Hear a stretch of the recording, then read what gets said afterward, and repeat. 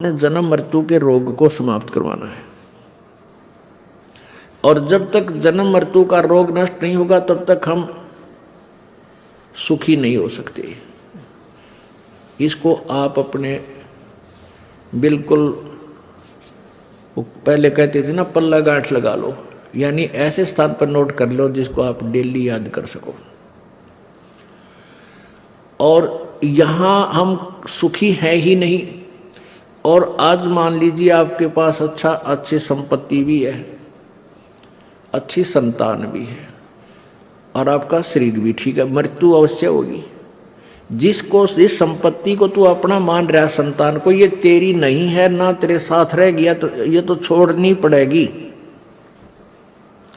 तो मान लीजिए हमने ये तो पक्की गांठ मार लो, ये तो एक विशेष उद्देश्य बनाओ कि मृत्यु तो होगी तो है ही, लेकिन हमने फिर मृत्यु होने के बाद दोबारा इस कोल्लू में नहीं डलना, इस अरहट के कुएं में नहीं पड़ना। इसलिए मन कर्म वचन तय वो टारगेट बनाओ कि हम सतलोक जाएंगे। सतलोक उस समय जाएंगे जब हमारा यहां से कति हृदय टलेगा, बेटा और बेटियों से, कार और कोठियों से। पूरी संपत्ति को आप अपना नहीं मानोगे कि मेरा है भी नहीं, लेकिन हम मान रहे हैं जीव संज्ञा में आकर। हमने ऐसे अपने आप को पीव बनाना है, यानी देव संज्ञा में लाना पड़ेगा। और जब हंस रूप में हम आ जाएंगे फिर सोचेंगे सारा, हम अच्छे और बुरे का, अपने और पराये का पूरा निर्णय करेंगे।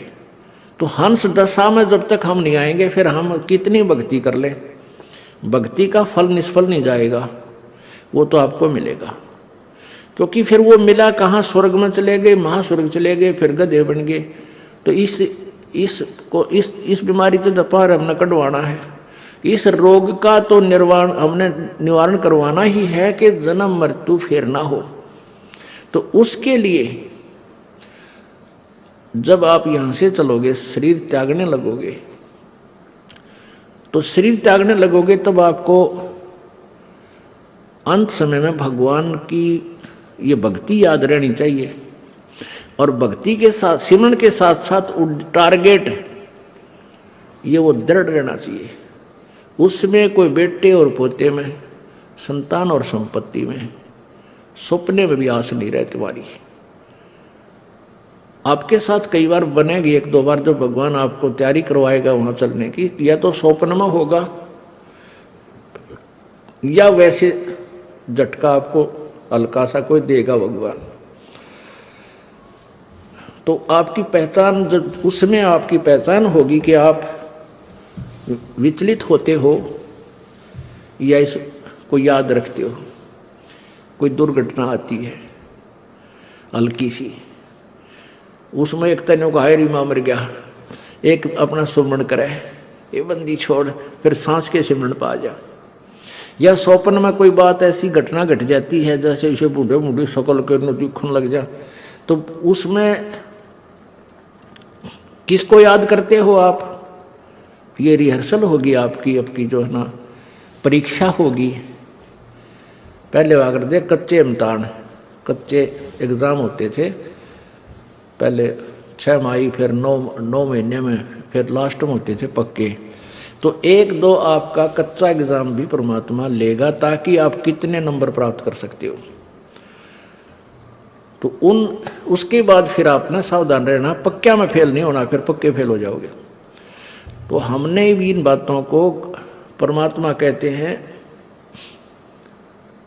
मौला बैठा मोर्चे और देखे जन की भेड़े, 12 कोटि यम किंकर जहां एक नाम की खैड़। परमात्मा आपको देख रहा है, आप जिस मोर्चे में, युद्ध में, जिस लड़ाई में आप लड़ रहे हो, आप यहां अज्ञान के साथ ज्ञान से लड़ रहे हो और काल के साथ लड़ रहे हो। जब आपके ऊपर आपत्ति आवे, कहते हैं 12 करोड़ यम के दूत भी आपको आकर घेर लें, तो उस समय आप किसको याद करोगे? सिमरन करना श्वास का। परमात्मा आपको देख रहा है कि ये कौन सा हथियार उठाओगा, ये माँ बाबू ने याद करे, हाय माँ बचा ले, हाय बाबू पिताजी आ जाओ, मर गया भाई बचाइए, या वहां पर सिमरन शुरू करता है। कहते हैं 12 कोट यम किंकर जहां, वहां एक नाम की खैड़, एक श्वास का सिमरन कर देने का उनका ऐसी टक्कर, खैड़ माने टक्कर, जैसे टक्कर मार दी तगड़े व्यक्ति नरबोधा आदमी दूर जाकर पड़ा है पशु, तो ऐसे कहते एक नाम के श्वास के सिमरन की जो टक्कर होगी, जो चोट होगी, वह उन 12 करोड़ में फालतू रहेगी। तो हमने ऐसे ही अपने जीवन को सफल बनाना है। तो परमात्मा कहते हैं ये बातें कहन सुन की ना भाई कर पाड़ने की।